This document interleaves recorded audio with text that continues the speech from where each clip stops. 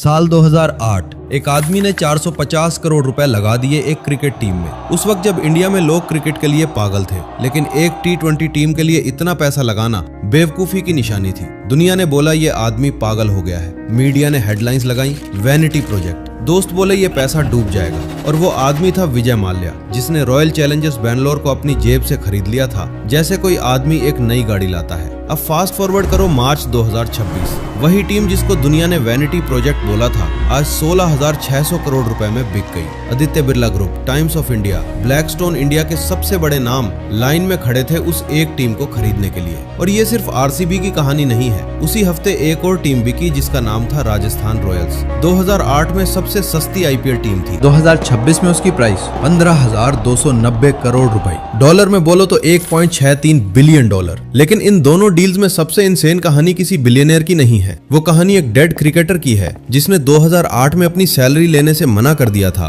और उसकी जगह टीम के शेयर्स मांग लिए थे। कौन था वो क्रिकेटर? उसका नाम मैं थोड़ी देर में बताऊंगा, लेकिन पहले समझते हैं कि आईपीएल नाम की ये चीज एक्चुअली है क्या, और ये इंडिया का सबसे बड़ा वेल्थ क्रिएशन मशीन कैसे बन गया। कहानी शुरू होती है एक आदमी से जिसका नाम है ललित कुमार मोदी, जो कि राजस्थान से था। उसका विजन था कि इंडियन क्रिकेट को वो इंग्लिश प्रीमियर लीग जैसा बनाए। City based teams, player auctions, Bollywood style entertainment, cheerleaders, prime time पे टेलीकास्ट और इतना ड्रामा की पूरी दुनिया देखने पे मजबूर हो जाए। 8 टीम्स बिकी। Total auction revenue approximately $723 million था। मुंबई इंडियंस को मुकेश अंबानी ने उठाया $111.9 मिलियन में। चेन्नई सुपर किंग्स को एक बिजनेसमैन ने लिया, एन श्रीनिवासन के थ्रू इंडिया सीमेंट्स ने। कोलकाता नाइट राइडर्स शाहरुख खान के थे और रॉयल चैलेंजर्स बैंगलोर वो विजय माल्या के पास गई $111.6 मिलियन में। लेकिन सबसे इंटरेस्टिंग टीम थी राजस्थान रॉयल्स, सबसे सस्ती, सिर्फ $67 मिलियन, और उसे खरीदने वाला कोई इंडियन बिलियनियर नहीं था। वो था एक ब्रिटिश इंडियन एंटरप्रेन्योर मनोज बड़ाले,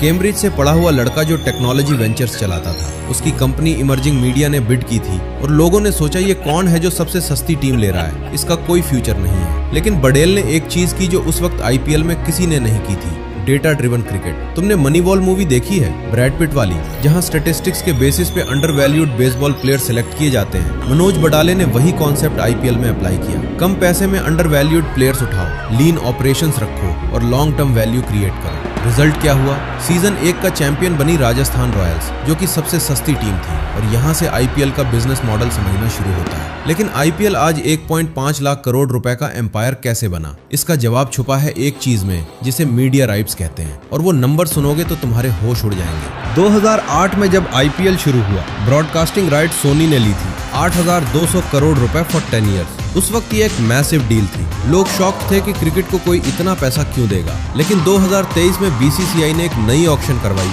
और जो हुआ वो इंडियन स्पोर्ट्स हिस्ट्री का सबसे बड़ा फाइनेंशियल इवेंट था। टीवी राइट्स डिज्नी स्टार को मिली, वो भी 23,575 करोड़ रुपए में। डिजिटल राइट्स वायाकॉम 18 को मिली 23,758 करोड़ रुपए में। और पहली बार हिस्ट्री में डिजिटल फोन्स ने टीवी को बीट कर दिया। लोग फोन पे आईपीएल ज्यादा देखने लगे थे टीवी से, और कंपनीज ने उस ट्रेंड को समझा और पैसा लगा दिया। टोटल डील हुई 48,390 करोड़ रुपए की, वो भी सिर्फ 5 साल के लिए। मतलब हर एक आईपीएल मैच की media rights value approximately $16.8 million है। एनएफएल की पर मैच वैल्यू $37 मिलियन है। लेकिन एनएफएल में एक सीजन में 272 मैचेस होते हैं, पर आईपीएल में सिर्फ 74। इसका मतलब ये है कि आईपीएल दुनिया की सबसे efficient money making sports league है। कम मैचेस, ज्यादा पैसा पर मैच। आई नो आप क्या सोच रहे हैं, अच्छा ठीक है बीसीसीआई अमीर है, लेकिन टीम ओनर्स को इससे क्या मिलता है? यहाँ समझो, बीसीसीआई का सिस्टम है कि मीडिया राइट्स रेवेन्यू का आधा हिस्सा फ्रेंचाइजेज में डिस्ट्रीब्यूट होता है। मतलब हर ओरिजिनल टीम को अप्रोक्सीमेटली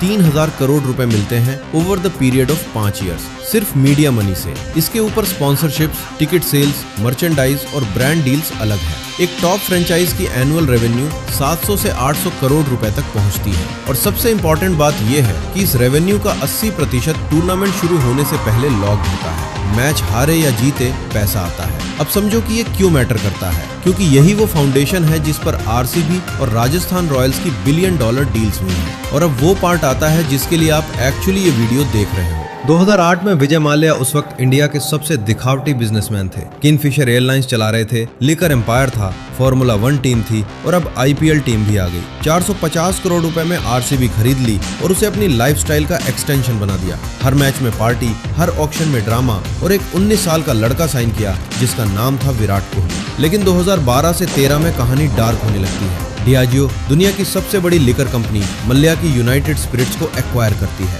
और यूनाइटेड स्पिरिट्स के थ्रू RCB भी प्रैक्टिकली डियाजियो के कंट्रोल में आ जाती है। फिर 2016 तक विजय माल्या इंडिया से भाग चुका है, बैंक्स का 9,000 करोड़ रुपए का फ्रॉड करके, और RCB वो एक वांटेड फुजिटिव की टीम से कॉर्पोरेट जायंट डियाजियो की एसेट बन गई। मार्च 2026 में डियाजियो ने डिसाइड किया कि अब टीम को सेल करना है और बायर्स की लाइन लग गई। आदित्य बिड़ला ग्रुप आया, टाइम्स ऑफ इंडिया ग्रुप आया, बोल्ट वेंचर्स आया, ब्लैकस्टोन आया। 4 पावर हाउसेज ने मिलकर एक कंसोर्शियम बनाया और RCB को खरीदा $1.78 बिलियन में, मतलब 16,600 करोड़ रुपए।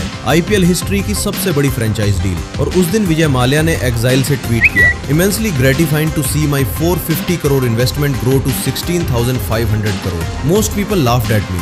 RCB will always remain a part of my DNA। एक वांटेड फ्यूजिटिव जो 9,000 करोड़ रुपए का फ्रॉड करके भागा है, वो अपनी विजन का क्रेडिट ले रहा है ट्विटर पे बैठ के। लेकिन RCB की डील ड्रामेटिक है तो राजस्थान रॉयल्स की डील इमोशनल है, क्योंकि उस डील में एक ऐसा ट्विस्ट है जो तुम्हें रुला देगा। याद है मैंने शुरू में डेड क्रिकेटर का नाम नहीं बताया था, अब वो वक्त आ गया है।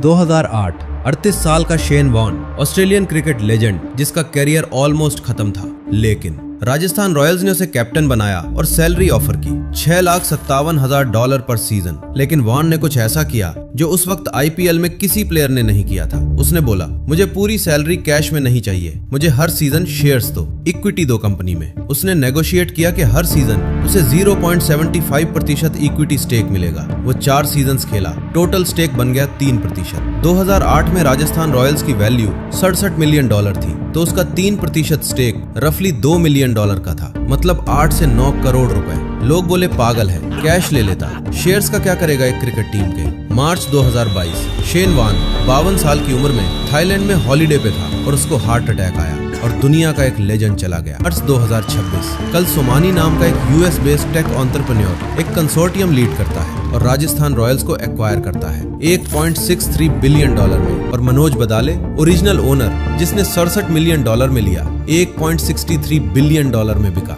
डॉलर टर्म्स में 24 टाइम्स रिटर्न, रुपए टर्म्स में 57 टाइम्स। दुनिया का कोई भी म्यूचुअल फंड, कोई भी स्टॉक, कोई भी रियल एस्टेट ये रिटर्न नहीं देता 18 साल में। लेकिन अब एक इम्पॉर्टेंट सवाल है जो हर इंटेलिजेंट इन्वेस्टर के दिमाग में आना चाहिए, क्या ये वैल्यूएशन सच में जस्टिफाइड है या हम एक बबल के अंदर बैठे हैं और हमें पता ही नहीं है। अब यहाँ रुको और थोड़ा मैथ करते हैं, क्योंकि नंबर्स झूठ नहीं बोलते। एक टॉप IPL फ्रेंचाइज की एनुअल रेवेन्यू अप्रोक्सीमेटली 700 से 800 करोड़ रुपए है। RCB की सेल प्राइस थी 16,600 करोड़ रुपए। इसका मतलब बायर्स ने रेवेन्यू का रफली 20 से 22 टाइम्स पे किया। आई नो आप क्या सोच रहे हो, तो ये क्लियरली बबल है, लेकिन इतनी जल्दी मत बोलो क्योंकि एक और एंगल है। IPL का करंट मीडिया राइट्स डील 2027 में एक्सपायर होता है। नेक्स्ट साइकिल के लिए एक्सपर्ट्स प्रेडिक्ट कर रहे हैं कि वैल्यू 80,000 करोड़ रुपए से 1 लाख करोड़ रुपए के बीच होगी, मतलब ऑलमोस्ट डबल। इंडिया का डिजिटल एडवर्टाइजिंग मार्केट 2030 तक $50 बिलियन का होने वाला है और IPL उसका सिंगल लार्जेस्ट बेनिफिशियरी होगा। और इंडिया की 65% पॉपुलेशन 35 साल से कम उम्र की है,